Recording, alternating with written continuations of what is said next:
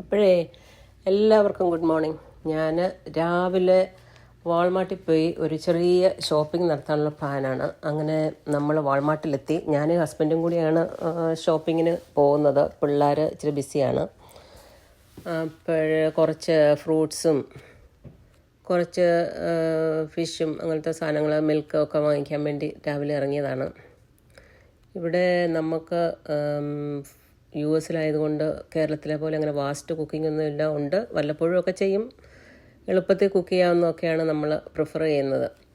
അങ്ങനെ കുറച്ച് ബ്രൊക്കോളിയും കുറച്ച് ഇലകളും ഒക്കെയാണ് ഞാൻ എടുക്കുന്നത്. പിന്നെ ഫിഷ് എടുത്തു കുറച്ച് ഗ്രില്ല് ചെയ്യാൻ.